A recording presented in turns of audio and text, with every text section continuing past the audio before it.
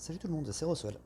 Et bon, on se retrouve pour une petite analyse des héros 4 et 3 étoiles de l'événement de la Ligue des Vauriens. J'ai failli oublier de vous la faire, hein, je vous l'avais promis, donc voilà, je me lance, on l'a fait. Pas mal de choses à faire ces derniers temps, du coup voilà, ça m'était un peu sorti de la tête. Donc allez, on est parti. Hop, donc on va commencer par les 4 étoiles, ensuite on fera les 3 étoiles. Il y en a beaucoup moins que ce que je pensais au début. En fait, j'aurais pu tout faire dans une vidéo. Ça aurait été peut-être un poil long, mais pas non plus ouf, quoi. Je croyais qu'il y en avait au moins 4 par rareté, quoi. Donc, on va commencer avec Ingolf, 4 étoiles violet de classe combattante. Les combattants, donc c'est un certain pourcentage de chances de revenir à la vie avec un PV, et donc une chance supplémentaire de pouvoir balancer leur compétence spéciale. C'est toujours sympathique, c'est une des meilleures classes du jeu, hein, clairement. Au niveau de leur famille, on va rejeter un petit œil dessus. 5 ou 15% de chance de se soigner à hauteur de 10 ou 30% des dégâts infligés en attaquant un ennemi, selon qu'on a 2, 3, 4 ou 5 héros de la même famille dans l'équipe. Donc merci Jojo de m'avoir un petit peu éclairé là-dessus, c'est ce que je pensais, mais j'en étais pas sûr. Du coup, si tu me confirmes, j'imagine voilà, si on est deux à penser ça, c'est que ça doit être ça. Donc en gros, si vous avez 2 ou 3 ennemis, vous avez 5% de chance de vous soigner à hauteur de 10%, et si vous avez 4 ou 5 héros, 15% 15% de chance pardon, de vous soigner à hauteur de 30% des dégâts infligés. C'est un petit peu sur le principe de ce que fait un Léonidas par exemple. Donc c'est pas ouf, mais c'est toujours sympathique.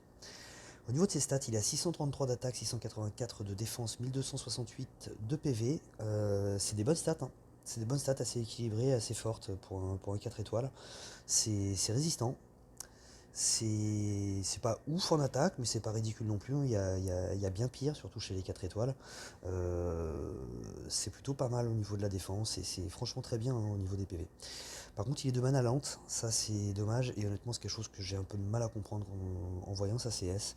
Il fait 185% de dégâts à la cible et aux ennemis proches, donc sur 3 personnes uniquement, pas sur tout le monde. En plus, c'est pas super fort, hein, 185%, surtout que la stat d'attaque, elle est pas mauvaise, mais encore une fois, elle est pas ouf. Sinon, à part ça, il fait, ben, comme beaucoup de héros de cet événement, il réduit la durée en tour des bonus de la cible et des ennemis proches de un tour. Donc en gros, vous avez un ennemi, allez, trois de vos ennemis qui ont leur défense boostée de 30%. Par exemple, on va dire qu'il y a un Kirill en face qui a boosté son équipe à hauteur de 30% d'attaque et 30% de défense. Et ben si c'est Ingolf, quand il va frapper, la cible et les ennemis proches n'auront plus 4 tours avec un bonus de 30% d'attaque et 30% de défense, mais ils auront plus que 3 tours de 30% d'attaque et 30% de défense. Euh, Honnêtement, je pense pas que ça fasse une différence énorme. Alors faudra voir à l'usage, hein, peut-être en fait que ça s'avérera être quelque chose de très fort. Mais honnêtement, là comme ça, sur le papier, je trouve ça pas ouf. Je trouve ça franchement pas ouf, je pense que 2 tours ça aurait été pas mal. 2 tours là ça aurait vraiment eu un impact et ça aurait vraiment valu quelque chose. Là un seul tour je trouve ça assez moyen. La cible et les ennemis proches sont affectés par poison corrosif pendant 3 tours, donc c'est un dot, 50 points de dégâts pendant 3 tours, hein, donc c'est pas sur 3 tours comme c'est dit sur la plupart des dots, c'est vraiment pendant 3 tours ils vont prendre 50 donc premier tour ils vont prendre 50 points de dégâts, deuxième tour encore 50 points de dégâts et troisième tour encore 50 points de dégâts. Autrement dit 150 points de dégâts sur 3 tours. Et ce dot va en plus réduire la génération de mana des ennemis affectés, donc de moins 9% à chaque tour. Donc premier tour, va y avoir moins 9% de génération de mana, deuxième tour encore moins 9%, donc un total plus ou moins de moins 18, et troisième, oui ça, et troisième tour encore moins 9%, donc à peu près moins 27%. Je suis pas très fort dans tous ces calculs là, mais a priori en fait c'est pas exactement moins 9, moins 18, moins 27. C'est un petit peu différent en faisant le calcul au tour par tour. Je pense que ça va être un poil moins. Là, j'ai envie de vous renvoyer vers Subaris qui parlait de ça dans sa vidéo, qui est a priori le résultat est pas tout à fait le même. Je vous avoue que les maths et moi, c'est pas franchement. On n'a jamais été très très très copains, quoi. Donc, sinon, ce golf, qu'est-ce que j'en pense? Bah, honnêtement, je suis très déçu. Je l'ai eu. J'ai été assez chanceux hein, sur ces invocations-là. J'ai commencé, donc ça, je vous le disais déjà dans la vidéo sur les 5 étoiles. J'ai commencé, j'avais 23 pièces défi en réserve. J'ai fait deux invocations avec. J'ai eu Crystalis dès la première et un Jangir, je crois, sur la deuxième. Après, je suis en vanne, donc j'ai lancé une x10. J'ai eu un peu de la merde et Ingolf. Et puis après, en faisant l'événement, j'ai eu suffisamment pour refaire une invocation et j'ai eu Skrykok. Donc voilà, c'est plutôt sympa. Skrykok qui est un des 3 étoiles, on va le voir après. On en revient à Ingolf. Donc il a de très bonnes stats hein, en soi, ça pourrait être des stats de tank. En plus, il est lent, donc ça c'est pour le mettre dans une défense. Maintenant, il ne fait que frapper. Je pense que honnêtement un bon vieux Boril par exemple aura bien plus d'impact en tank que Ingolf. Un Cacherek aura plus d'impact que Ingolf. Qu'est-ce qu'il peut y avoir encore comme tank 4 étoiles? Une Brynhild aura énormément plus d'impact que qu'Ingolf. Donc voilà, c'est au final il est bien mignon, mais en défense ce serait plutôt un tank et en tank on aura facilement mieux. Et en attaque, il est lent, donc à la limite sur les événements, donc oui, cet événement-là en particulier, il sera utile, puisqu'on a vu que dans les règles, les héros de cet événement sont avantagés. Mais voilà, honnêtement, je le trouve pas ouf du tout, ce héros. En moyen, il aurait été bien. En moyen, franchement, je l'aurais trouvé bien, mais en lent, j'ai du mal à comprendre, quoi. C'est pas une.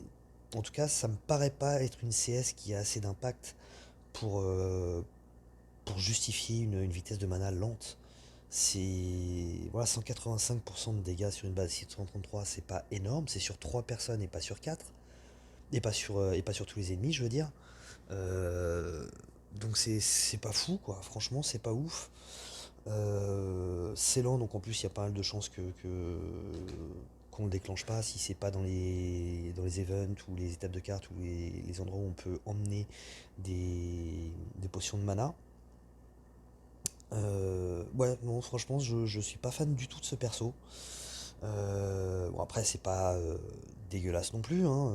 Si vous l'avez que vous avez pas grand chose en violet, bah il fera quand même son taf, quoi. Mais honnêtement, c'est pas ouf. Je le conseillerais pas spécialement en défense, encore une fois. Un lent comme ça, ce sera vraiment plutôt pour être un tank, et en tank, il y aura mieux.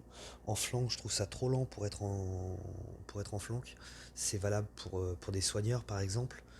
Puisque les soigneurs, en plus, faut pas qu'ils se déclenchent trop rapidement non plus. Mais pour un personnage comme ça qui va juste taper 3 personnes, j'y vois pas trop d'intérêt, quoi. Donc vraiment déçu par ce perso, je le trouve vraiment pas top. Il a des bonnes stats, il aurait pu être pas mal, mais encore une fois en moyen, quoi. En moyen, ce serait un bon perso, vraiment un très bon perso. En lent, j'aime pas. Clairement, j'aime pas.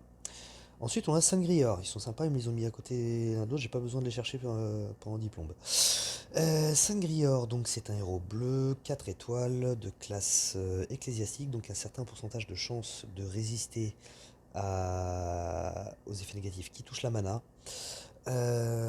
Au niveau de ses stats, il a 565 d'attaque, c'est un peu pourri. 680 de défense, c'est franchement pas mal pour un 4 étoiles. Et 1447 de PV, ça par contre c'est énorme pour un 4 étoiles. Donc là aussi on est quand même sur du tank au niveau des stats. Là c'est une vitesse de mana moyenne en plus, donc déjà d'entrée de jeu, rien que en regardant les stats et la vitesse de mana, je trouve Sangrior déjà bien mieux que Ingolf. Ensuite, on va voir sa CS. Bah, c'est un healer, hein, restaure 45% de la santé du lanceur et des ennemis et des alliés, pardon, à proximité. Donc c'est un healer sur 3 personnes. Et le lanceur et les alliés à proximité obtiennent 94% de défense contre la nature pour 3 tours. En gros, c'est un cache-rec en bleu, quoi. Donc un tank, clairement un tank 4 étoiles. Euh, et a priori, donc faudra voir sur l'utilisation, mais un très bon tank. Un très bon tank, hein. Cacherek, honnêtement, j'aime beaucoup ce tank, c'est un très bon tank vert, je trouve, en 4 étoiles. Et bah là, c'est un petit peu la même chose en bleu. Et là, j'ai envie d'aller voir un petit peu les... Hop, j'ai mis ça où? J'ai mis ça là. Hop. Comment il s'appelle? Je Cacherek. Voilà, je voulais vérifier un petit peu les... Ok, donc c'est même un peu plus fort que Cacherek, hein, au niveau des stats, hein. On est à 548, 648, 1321. Et là, 585. Ouais, c'est plus fort à tous les niveaux, au niveau des stats, que Cacherek. Donc c'est vraiment, ce sera un très bon tank. Ce sera, je pense, un très bon tank bleu. Euh, je suis pas très fan de ce genre de héros en attaque. Mais par contre, en défense, ça sera un très bon tank bleu pour tous les tournois 4 étoiles. Ou même si vous êtes à un niveau que je qualifierais de 4 étoiles, hein, pour, euh, pour votre défense de raid.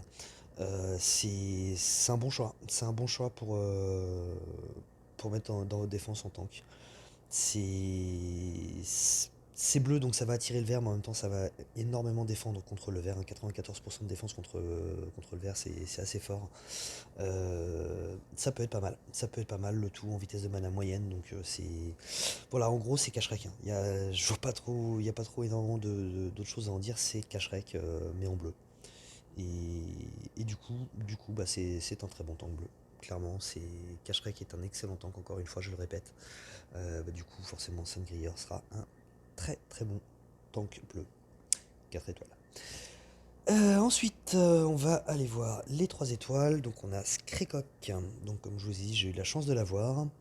C'est un voyou, donc un certain pourcentage de chance d'éviter les dégâts des compétences spéciales. Il est en moyen, il inflige 165% de... Déjà, on va peut-être voir ses stats. 493 en attaque, 472 en défense, 762 en PV. C'est assez fort et c'est très équilibré. On est plutôt pas mal, hein, pour du 3 étoiles. En attaque, c'est même assez fort quand même. Non, vraiment, c'est des bonnes stats pour un 3 étoiles. Donc de vitesse de mana moyenne, il va infliger 165% de dégâts à la cible et aux ennemis proches. Le lanceur et les alliés à proximité reçoivent plus 45% d'attaque et une augmentation supplémentaire de 20% à chaque fois qu'ils sont touchés pendant 3 tours. C'est fort. C'est fort, c'est un gros gros buff d'attaque, hein, en 3 étoiles. C'est vraiment très très fort. Quand je vous l'ai dit, je l'ai eu et je suis vraiment très content de l'avoir eu, hein. En 3 étoiles, c'est vraiment très fort. Ça sera fort en attaque, ça sera pas mal aussi en défense, hein. Je pense que ce serait un bon flank. Ça serait un bon flank, mais du coup plutôt avec un tank qui tape, qui aurait tendance à taper, quoi. Euh, je suis en train de réfléchir, mais en 3 étoiles, je vois pas trop, honnêtement. Mais voilà, en tout cas, c'est carrément, je pense que ce sera un bon choix à mettre dans une défense pour les tournois 3 étoiles. Euh, il a des bonnes stats de partout. Il va faire mal, hein, 165% sur 3 personnes, c'est plutôt pas mal en moyen. Et surtout, voilà, ce boost d'attaque qui va être vraiment très fort, quoi. C'est simple, le premier héros auquel je pense quand je vois ça, plus 45% d'attaque et une augmentation supplémentaire de 20%, le premier héros auquel je pense en voyant ça, c'est Chevalier Noir. Donc c'est pas n'importe qui quand même. Donc ouais, c'est vraiment un très bon héros. Ça sera vraiment un très bon héros, aussi bien en attaque qu'en défense. Ça va être fort. Ça va être très très fort. Et ouais, dans tous les domaines, hein, de l'attaque, hein, que ce soit donc pour des titans à bas niveau, hein, quand vous êtes encore sur du 3 étoiles, bah, il fera le boulot, hein. 45, encore une fois, c'est un gros buffer d'attaque. En attaque de ruée, ce sera très fort puisqu'il fera tout ça en très rapide. Donc clairement, c'est quelque chose de très fort, hein, de pouvoir augmenter rapidement l'attaque de 45%, pour 3 personnes de votre équipe. C'est balèze. franchement c'est bien. En booster de bonus, il sera très fort aussi, hein, puisqu'il donc il donne un bonus. Et en bataille sanglante, ça sera très fort aussi, puisqu'il va faire des dégâts, il va permettre à ses alliés de faire encore plus de dégâts, là où il n'y aura pas de soins, ni de résurrection possible. Donc voilà, vraiment, je pense que c'est vraiment un très très bon héros rouge, Skycock. Vraiment excellent héros rouge. Ensuite, il est là, c'est Ed. Donc c'est un 3 étoiles violet de classe Ranger, donc un certain pourcentage de chance d'éviter les bonus de défense, y compris les contre-attaques. Il est rapide, ça déjà c'est une très bonne chose. Il affiche 290% de dégâts à la cible, donc c'est un sniper 3 étoiles. Et la cible est immunisée contre les nouveaux bonus pendant 3 tours. Bah c'est pas mal, c'est même très bien. Là, comme ça, j'ai tendance à me dire que c'est un. Je crois que c'est Namaege qui fait un peu la même chose. On va aller voir ça aussi. Alors, je l'ai Namaege, j'ai même fini de le monter, mais les compétences sont pas à fond. Donc, pour vraiment faire une bonne comparaison, je préfère regarder directement là-dessus. 290%, lanceur obtient plus 45% d'attaque et une. Non. Bah, en gros, ça va être un mélange entre Skrikok et Namaege. Dommage, je ne me rappelle plus qui c'est du coup. C'est peut-être Bjorn. Non, Bjorn, il va taper une deuxième personne. Je ne sais plus qui c'est, ça ne me revient pas. Mais il y a un autre héros qui est 3 étoiles qui fait ça, hein, qui est un sniper et qui immunise contre les nouveaux bonus, mais je ne sais plus qui c'est. Là, comme ça, je sais plus. Si ça vous revient, vous n'hésitez pas à me le dire en commentaire. Vite fait, ses stats, j'ai oublié d'en parler. 526 d'attaque, c'est très fort pour un 3 étoiles. C'est franchement fort pour un 3 étoiles. 450 de défense, c'est pas mal. 723 de PV, c'est franchement pas mal aussi. Donc, ouais, c'est là aussi un très bon héros. C'est là aussi un très très bon héros. Un très bon sniper. Encore, ça manquait, je trouvais, de sniper chez les filles. Non, je dis des bêtises, c'est au niveau des 4 étoiles que je trouvais que ça manquait de sniper, pas au niveau des 3 étoiles. Mais voilà, en tout cas, un très très bon sniper 3 étoiles violet. C'est vraiment, j'aime beaucoup. Vraiment, j'aime beaucoup. Il sera très fort en attaque. Il sera pas ridicule en défense.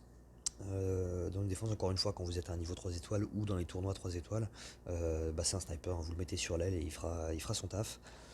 Donc c'est. Voilà, pour les titans en plus, il est encore une fois à bas niveau. Il a une bonne stat d'attaque, donc il sera fort contre les titans. Euh, En tournoi booster de bonus, il sera fort aussi, puisqu'il va immuniser un des héros contre les bonus. Donc c'est plutôt pas mal d'éviter à un héros de taper votre équipe plus fort, quoi. En attaque de ruée, ça changera pas énormément, hein, passer de rapide à très rapide, voilà, ça changera pas énormément la chose, ça restera un peu le même, il fera toujours son taf. Donc, voilà, ça restera quand même plutôt pas mal. Et en bataille sanglante, ce sera très fort aussi, puisque bah, il va faire du dégât. Il va faire du dégât, il va immuniser contre les éventuels partage de dégâts, buff de défense, ces genres de choses là qu'on va souvent trouver du coup dans tout ce qui est bataille sanglante, puisqu'il n'y a pas de soins. Donc on va essayer de sécuriser un petit peu sa défense par ce genre de buff, quoi. Donc vraiment un héros qui sera très très fort. Donc bah, du coup on va se faire une petite conclusion sur cet événement. Honnêtement, enfin au niveau des héros de l'événement, je trouve ça assez moyen. Je trouve ça assez moyen. Il y a quelques héros qui sortent du lot, mais les autres me font franchement pas rêver. En 5 étoiles, il y a Seigneur Noir, Toxicandra et elle est où? Chrysalis, que je trouve franchement sympa. Toxicandra qui est un soigneur en très rapide, c'est quand même c'est génial, c'est franchement génial et elle j'aurais bien voulu l'avoir. Euh, Seigneur Noir qui a une énorme stat d'attaque et donc il frappe entre guillemets pas fort pour un sniper puisqu'il est 90%, mais il a une stat d'attaque à 801 donc ça compense et il doit faire à mon avis très très mal quand même. Donc c'est plutôt pas mal aussi. Pour moi son seul défaut c'est d'être un magicien parce que j'en ai trop des magiciens, mais bon ça c'est par rapport à mon deck. Et Crystalis qui est une sorte de petite Vela. Donc il y a un très bon héros qui sera à mon avis un très bon flank dans une défense, mais qui sera aussi pas mal en attaque, avec une grosse stat d'attaque. Voilà, peut-être un petit peu moins utile que Vela, parce qu'au final son debuff d'attaque sera moins fort que celui de Vela. Mais voilà, ce sera à mon avis un très bon héros aussi. En 4 étoiles, Ingolf honnêtement j'aime pas. J'aime pas du tout, je le trouve un peu pourri. C'est même pas moyen, hein, c'est que je le trouve pas bon comme héros. Vraiment. Sengrior, je le trouve pas mal. Je le trouve franchement pas mal, quoi. C'est encore une fois, c'est un cache-rec. Et par contre, les 2-3 étoiles, je les trouve franchement géniaux. Je les trouve vraiment très très forts. Donc voilà, au final, j'avais peur que ces héros soient un peu trop forts. J'avais peur qu'on commence à tomber sur des héros trop forts et que ça fasse que les anciens héros soient un petit peu obsolètes. Bah non, on n'en est toujours pas là. On verra ce que ça donnera sur la saison 4. J'ai peur par contre que la saison 4 fasse en effet passer ce palier. Mais pour l'instant, on n'en est pas là. Je les trouve assez moyens dans l'ensemble, ces héros-là. Donc voilà, c'est tout pour moi. C'était mon avis sur ces héros-là. J'espère que ça vous aura plu. Et puis bah, je vous dis à la prochaine. Allez, ciao.